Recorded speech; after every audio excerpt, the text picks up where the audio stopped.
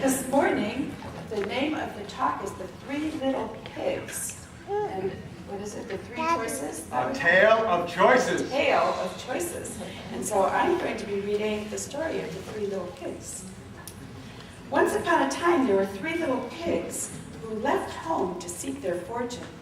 The first one went off and met a man with a bundle of straw, and he asked the man if he could have some straw to build his home, and the man gave it to him. He finished building his house, and no sooner had he done that than a wolf came along and knocked at the door and said, little pig, let me come in." But the pig answered, "Not by the hair of my chinny chin chin." And so the wolf said, "Then I'll huff and I'll puff and I'll blow your house in." And so he huffed and he puffed and he blew the house in and he ate up the little pig. The second little pig met a man with a bundle of sticks, and he said, "Good man, may I have some of those sticks to build a house?" And the man gave him the sticks, and the pig built his house. Then once more came the wolf, and he said, little pig, let me come in." And the little pig said, "Not by the hair of my chinny chin chin. Then I'll huff and I'll puff and I'll blow your house in." And so he huffed and he puffed and he puffed and he huffed, and he blew the house in, and he ate the second little pig.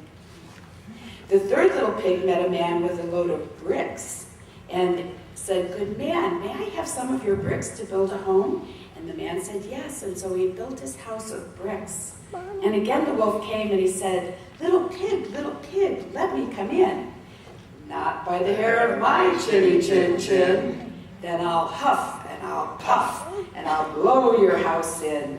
And so he huffed and he puffed and he huffed and he puffed and he puffed and he huffed, and he could not blow that house down. Finally, he decided he needed another strategy. He said, "Little pig, I know where there's a nice field of turnips."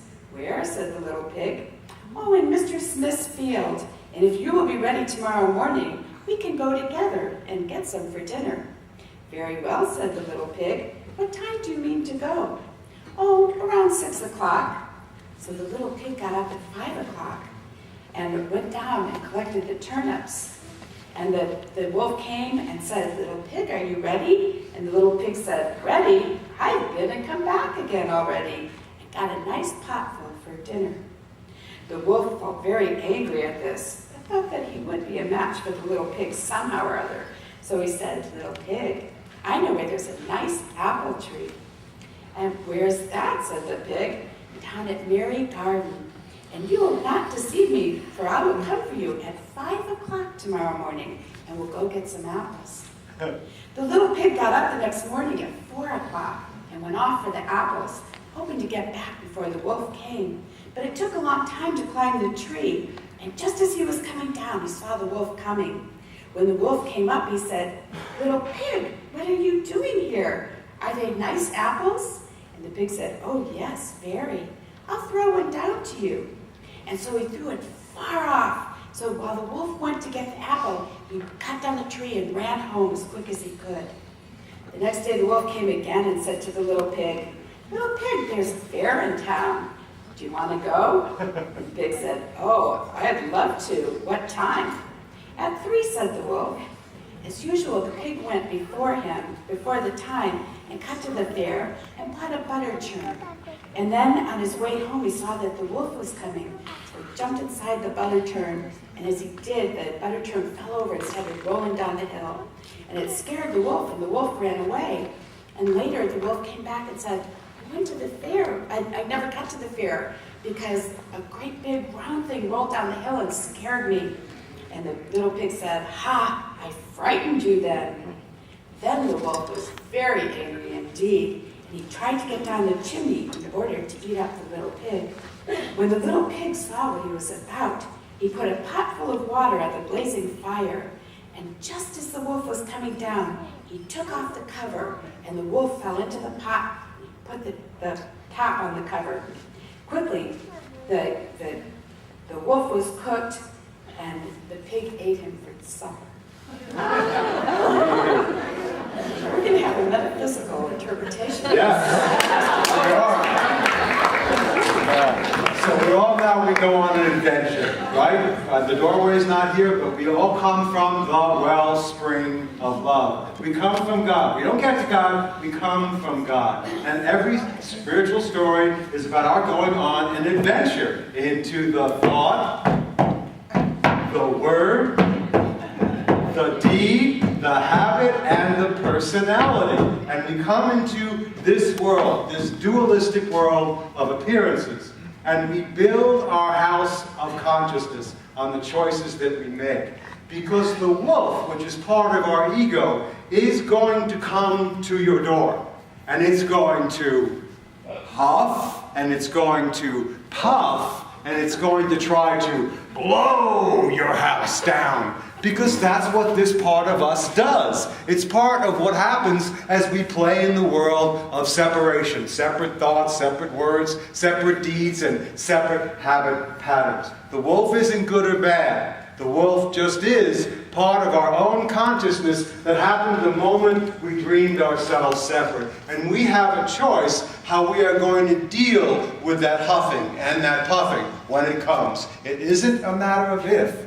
It's only a matter of when. It's gonna happen. I'm noticing, and we're all noticing now, there's a great huffing and puffing going on in the world of appearances.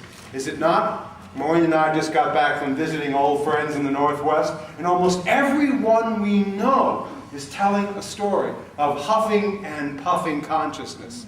Friends who've been married for 20 and 25 years, getting divorced and splitting up. People who've had healthy bodies for all of their lifetime, eaten all the right diets and all the green stuff you're supposed to eat, having huge health challenges that they're dealing with. Al and Tipper Gore breaking up after 40 years of marriage. I mean, we're all noticing the wind blowing at the door, huffing and puffing, financial challenges, relationship challenges, climate challenges. It's all here. We get a choice of how we're going to deal with it. We can't control so much what happens to us, but how we choose to respond to what happens to us. For us, it's our own little Havasu, whose lump and bump under her breast is getting bigger and bigger. And so we have had to make choices about what to do. We tried a lighter choice first, with some herbal products that didn't produce the result. We've taken the next step, which is the salve that's very painful for her, that hopefully will help the energy of the tumor release itself, and it makes her very itchy and uncomfortable. And we'll take the next step that we have to. Again, we don't know what the outcome is going to be. There's a 50-50 chance, right? There's a 50-50 chance with everything. The truth is you are a spiritual being, living in a spiritual universe, governed by spiritual law, and the truth of you cannot be harmed. So how we choose to build our house of consciousness is done with each choice that we make, moment by moment, thought by thought. The first pig decides to do it as many of us like to, the easy way. Instant gratification. I want to get this over with quickly. I'm busy. I don't have time. I'm texting my friends. My life is moving fast. Let's get this over with. And so we see what happens when we go for the path of instant gratification. Buy now, pay nothing for 30 years. You know? How does that possibly work? First mortgage, second mortgage, over and over and over again, we see the results of our own poor choices coming back on the shores of our own souls to help us see quick fixes, instant gratification doesn't really work, because when the challenges come, which we've created, which are part of us, we get blown away by them. Sticks and straw are not the way to build the deepest foundation, not when we want to awaken to who we are. And so then we come to the big choice that we have about how we do want to build our house of consciousness. What is it that we want to build ourselves and establish ourselves on? And we're told in this story, we do it brick by brick, thought by thought, moment by moment. And it's not the easiest path, but it's the one that brings us the greatest gratification, the one that helps us stand in the currents of hurricane force, huffing and puffing of the world of appearances. I didn't grow up with that model. I grew up with the model of my grandfather, who was very wealthy. My grandfather, back in 1930, was one of the original shareholders of IBM stock in the country.